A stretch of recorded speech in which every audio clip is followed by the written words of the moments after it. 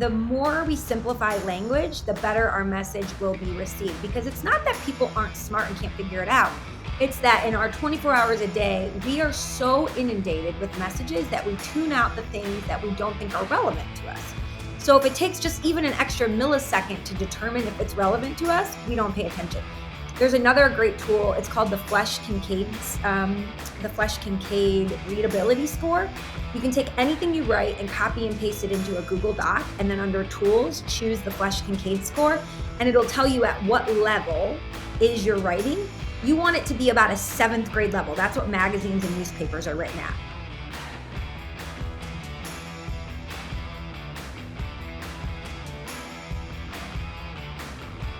I'm Larry Sprung, your host for the Mitlin Money Mindset and founder and wealth advisor of Mitlin Financial.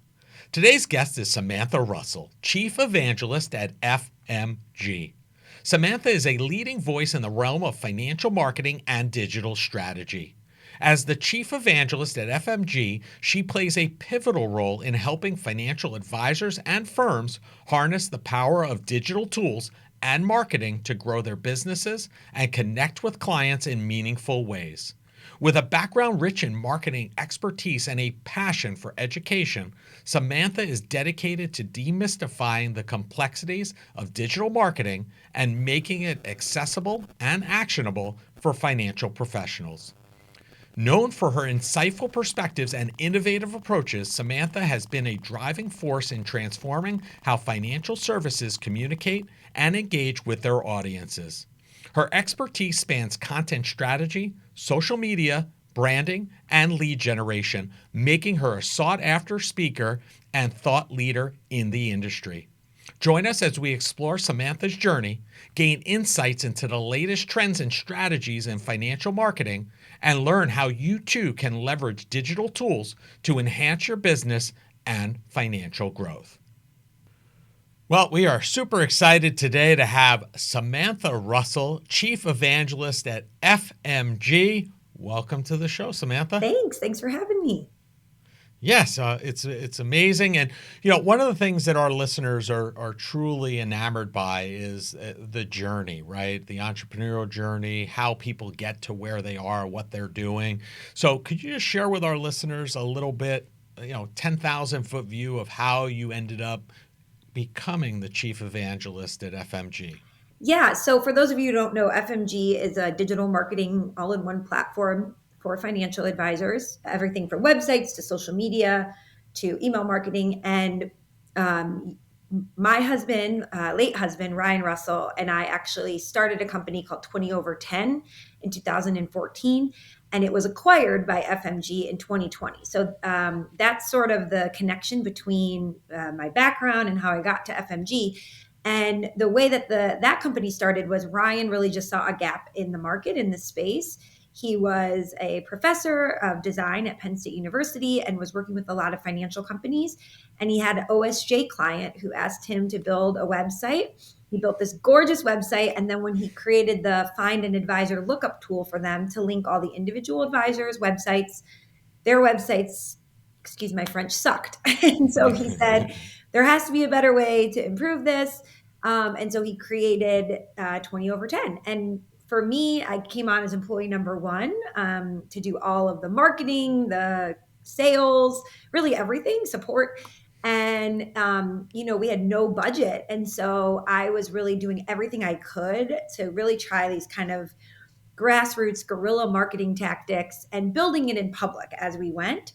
And the advisors that I was connecting with, I would share in real time, hey, I'm writing a blog post and using these keyword tactics or this Google keyword tool, and you should try it. And so we were almost, I was sharing as I went, and people really, I think that resonated with them, that I was sharing really tactical, tangible things that they could implement. And so I was lucky that then my social media presence and our blog really took off, and we were really able to grow and scale the business successfully because of that.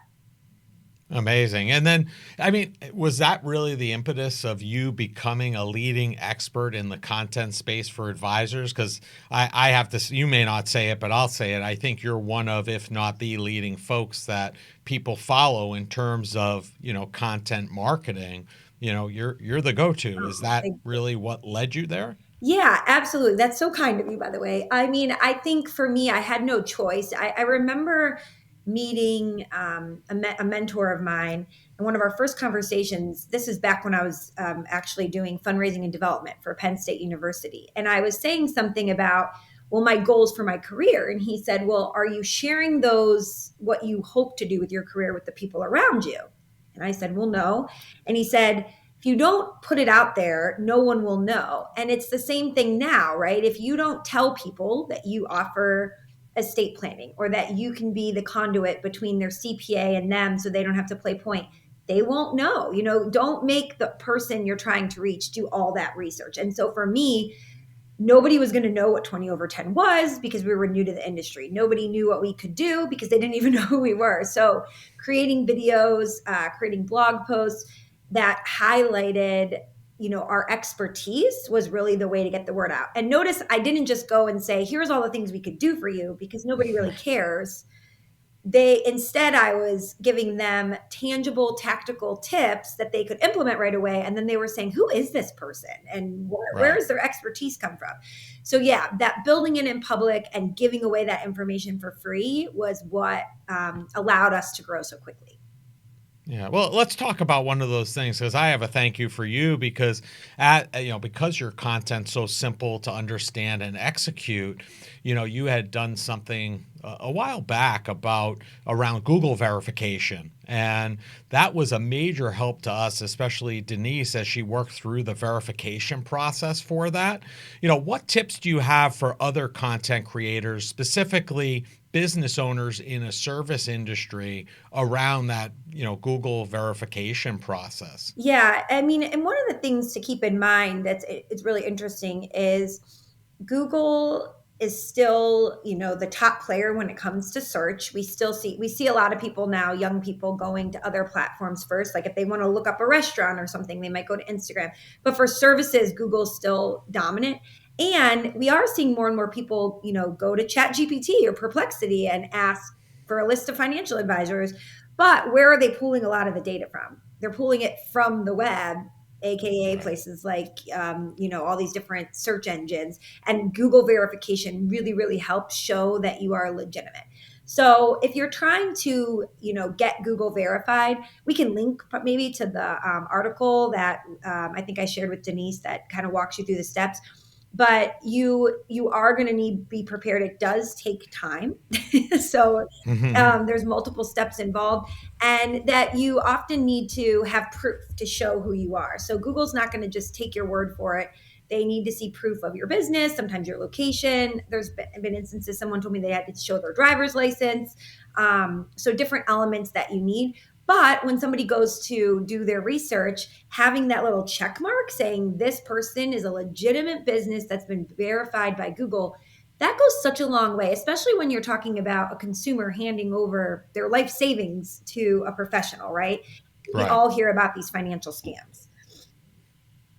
And how important is it to dovetail on that, in terms of Google reviews? Like how important is that? How much weight do those carry? Well, the Google reviews are incredibly important for local search. So if someone's in, your hometown, like I grew up in Cleveland, Ohio, and they're searching financial advisor near me or top advisors in Cleveland, Ohio, those reviews are one of the key signals that Google uses to determine who to put. We all see that map and it shows you the businesses. And that's because a review to Google is saying other users have verified that this is a legitimate business because they're able to review it, they've interacted with it. And so even having reviews, even if they're not all 5-star reviews, if you have some 4, some three, it's just saying that it's a legit business and not, a scam. So obviously the more reviews you can get and the more high end reviews, the better. Right.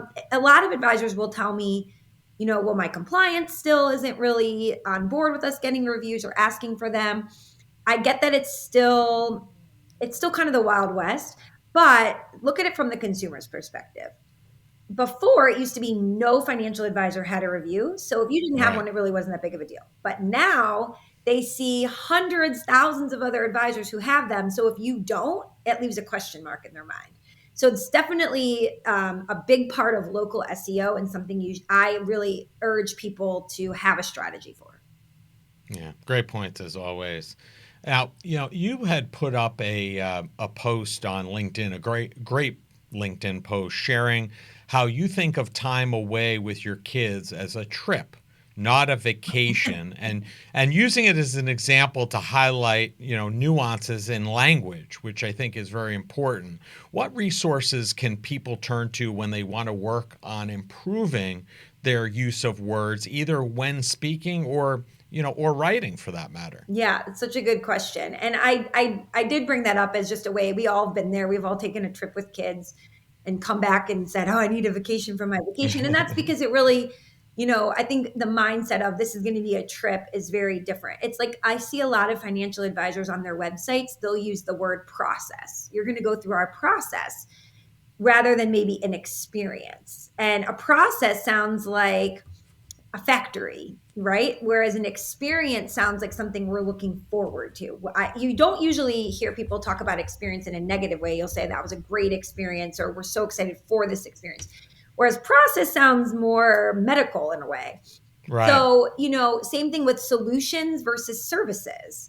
A solution solves a problem, and a service is just, again, something you go through. So, the Bank of New York, Mellon Pershing, actually, a few years ago, put out it was called Advisor Value Propositions, and it's a PDF you can download. Again, I'll give you the link afterwards for the show notes. But it had a little graph, and they interviewed clients to say which words or phrases would you prefer, or are you more drawn to from these advisors' websites. And so people much preferred the word comprehensive versus holistic. They felt like holistic was medicinal. They preferred solutions over services. They preferred experience over process. So that's a great resource to look at and think about Interesting. how it can align with your website.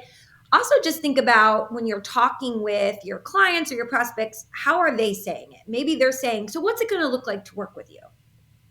On your Mhm. website, you could say, work with us is one of the navigation buttons instead of our process, right? Or you have an FAQ page and you take all the questions people ask in their words and you put it on there. So there's other ways you can think about it, but those would be some good starting points.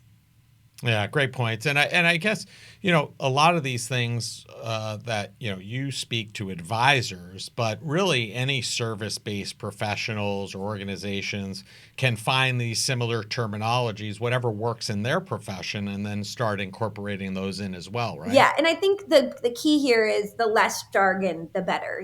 Even and I make the mistake sometimes, right? I'll be saying SEO, SEO, and people are like, "What's SEO?" Okay, it's how do I show up higher on Google? And I Right. think most people know it, but again, you just don't want to assume. And the more we simplify language, the better our message will be received. Because it's not that people aren't smart and can't figure it out. It's that in our 24 hours a day, we are so inundated with messages that we tune out the things that we don't think are relevant to us. So if it takes just even an extra millisecond to determine if it's relevant to us, we don't pay attention. There's another great tool. It's called the Flesh Kincaid Readability Score. You can take anything you write and copy and paste it into a Google Doc, and then under Tools, choose the Flesh Kincaid score, and it'll tell you at what level is your writing. You want it to be about a seventh grade level. That's what magazines and newspapers are written at. But most advisors, websites, and email marketing is a high school level. So again, it's not that we're dumbing it down, it's we're choosing words that are just easier to understand. Imagine a relationship where financial conversations don't feel stressful, but actually bring you joy. We've designed a guide to help you have positive, meaningful money conversations with your partner. This isn't just another budgeting tool, it's a roadmap for building trust and connection. So if you're ready to start a joyful money journey with your partner, go to mitlin.us/couplesjoy and download your free guide. Transform your financial future together starting today.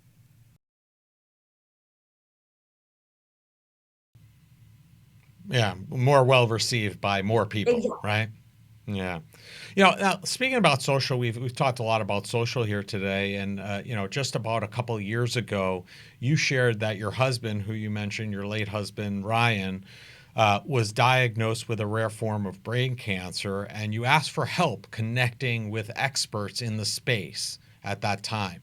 What did that experience teach you? It taught me that people are really inherently good and want to help. I mean, that post went so unbelievably viral. I think 12 million people saw it. I had people all over the world saying, I have a friend who knows a friend. Let me put you in touch with this person. And it just tugged at people's heartstrings. I think seeing the picture of our three little kids, our youngest was just 3 months old at the time my husband was diagnosed with brain cancer. And we knew it was terminal, and there wasn't a lot of there still aren't, any good treatments really available. Right. And I think it also, though, just showed me the power of, these connections we build online are just as strong and powerful sometimes as the ones that we have offline now. Our world is, there is not as much of a delineation between online and offline. And so as you're thinking about growing your business, a lot of people are neglecting these online communities because they don't see the value in them as much. So they're not spending time logging on to wherever it is they're trying to build an audience: Instagram, YouTube, LinkedIn, and spending time just shooting someone a message and saying, how are you? Or commenting on a post saying, that was really insightful and here's why. Yet if they were trying to grow their business 10 years ago in their local town, they would know they can't just hole up in their office and not talk to anyone, right? And Right. so there's still a gap between people understanding the power of these online conversations and engagement on social media. And I tell people all the time, for every one thing you post, you should be leaving comments on at least five other people's posts. And I've been upping that number even closer to 10 lately, because really it's all about those interactions. And I learned that firsthand. I mean, people just came to our rescue in every way imaginable. And it was so incredibly moving to see. Yeah, I guess you want to have some level of reciprocity, right? If people are going to take time out of their day to say something nice or be helpful on your post, whatever that is, you want to be able to reciprocate and do the same for somebody else as well. Yeah. And I mean, psychologists have studied this extensively. We get a dopamine hit when we get that little notification that someone has liked or commented on our post. And so if you, Larry, every time I post, I see Larry said this or Larry loved that, I start to associate you with those good feelings, with that dopamine hit. And you, especially if you're not saying, hey, buy my service, sign up to work with my business, you're just being nice and being Yeah. kind, then it's like, oh, wow, and you think even more highly of the person. So I'm not saying to do it for, be like to be fake by any means, but just by nature of doing it, it's not a waste of time. I think some people still look at it as a waste of time. It is really one of the best ways that you can grow brand awareness and build those relationships for your business. Yeah, I agree. And I want to talk about one more thing around Ryan, and that was the legacy he left by finalizing and putting out and publishing his best-selling children's book, My Annoying, Irritating, Always in the Way Shadow, which is shown right Love here. it. Uh, you know, and it sits here in the lobby at Mitlin. I put it here for today because we knew we were having you on, and I wanted to honor him. Could you share with our listeners, what was Ryan's, why behind writing it, and what was his mission behind it? Yeah, so it was an idea he'd had about writing a book from the perspective of a little girl. And then at the end of the book, you get to the end and you flip it around and you read it from her shadow's point of view.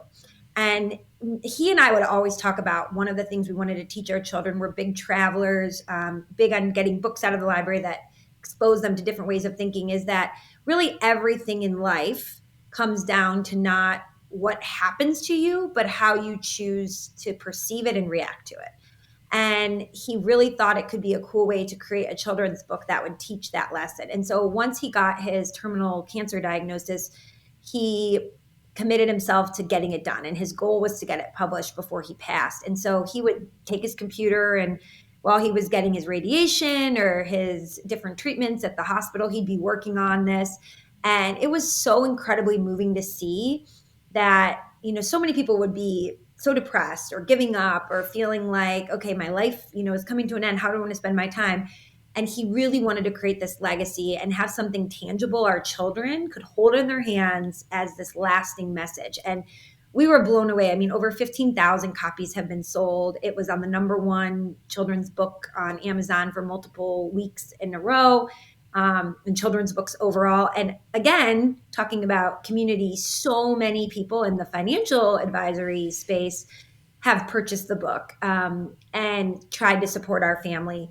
And it just really, again, speaks to that power of community and people wanting to be there for each other, but also his message, I think, will always stand the test of time, which is, again, that it really is all about perception and how you choose to view things in your life, and that we do have a choice when it comes to what happens to us. Do we want to look at the bright side and see the glass as half full and understand that everybody's coming from different places? Or do we just want to choose to, be the victim? And that gives you a lot of power as a person when you realize that. Yeah, what a great legacy, and I mean the story is great, and the lessons are even better, and what a great way to kind of leave that advice and guidance for the kids, even long after he's gone. I'm sure that'll be heeded by them and future grandchildren as well. It's Thank a you. hell of a story and great life lesson. So one of the other things that we talked about talking about life lessons, and we had a conversation at Shift last year, and unfortunately it's not happening. We're not going to I see a know. Shift 2025 because it's not happening. But we talked about educating children about the lives of others around the world. And I was really taken back about how impactful you felt this was, right? And why you felt it was so important to guide young minds to have a broader view beyond their neighborhood, which kind of taps into that social piece and kind of how people stepped up and wanted to help with Ryan and whatnot. Can you share that with us? Why you feel so passionate about that, and why you feel it's so helpful for kids to understand that and experience that? Yeah, I mean, I think in life, things that fear is an underlying emotion that causes people to get angry. Like if you look at, like, why does someone get really angry?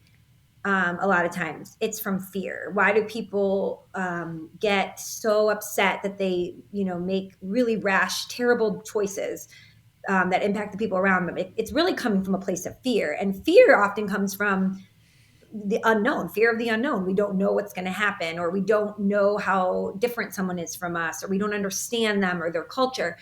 So I think the more we can understand and meet people from other cultures, meet people who do things different than us, meet people who go about life in a different way, but realize that we almost always with other human beings have more in common than we are, not alike, right? The similarities usually almost always outweigh the differences if you were to Sure. add them all up. And once you get that, it just changes your viewpoint. Like people can do things in all different ways, approach the world in different ways. There's not one right or wrong way to do things. I want my kids to know that.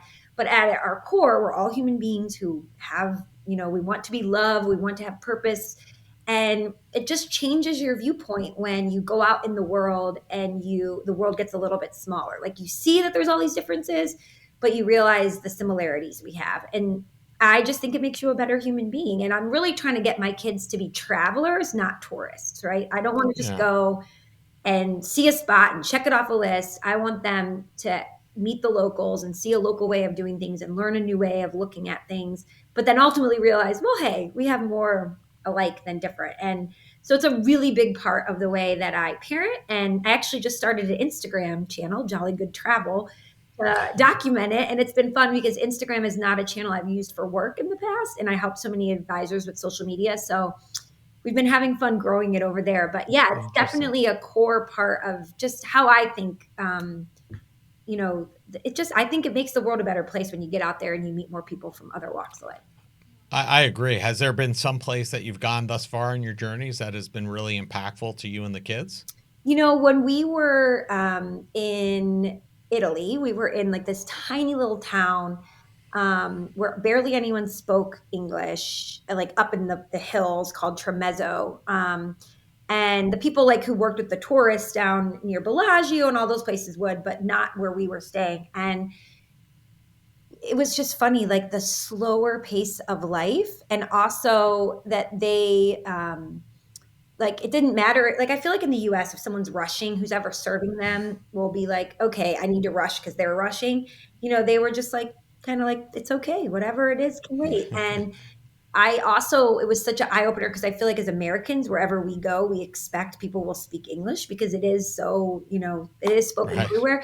And there really wasn't a lot of people speaking English. And that was really humbling to just walk in and have that mindset of like, I should not be going to another country just expecting they're going to speak my language.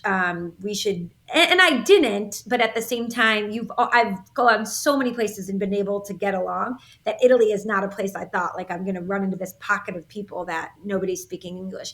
So my kids, it was really interesting for them. They wanted to like pick up the words really quick so that they could communicate. Like, let's learn this language so that Right. we can, communicate better. So that was definitely, it was just an amazing experience. And one that I think, again, makes us better travelers. Sounds it. Sounds it. So I know one thing that's really important to you, especially because of the life circumstances, is gratitude. And, that's like rooted to some degree in the heart of the book also.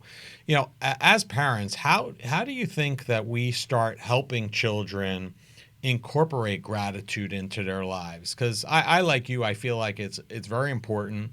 Most of our kids are in a much better position than maybe we were, or Yeah. maybe two generations ago. They don't necessarily realize it, but they have a lot to be grateful for. So how do we get them to acknowledge that and be more grateful as parents?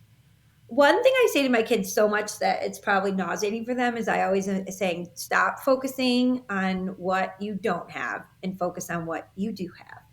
And I'm hoping that will be like a drumbeat for them. And I also, tell them all of the time, like playing with your friends is a privilege. Coming home from school and getting a warm, yummy meal is a privilege. Getting to watch TV shows at night before, like they each get to pick a show at night before bed, that's their screen time for the day, is a privilege. And so if they don't,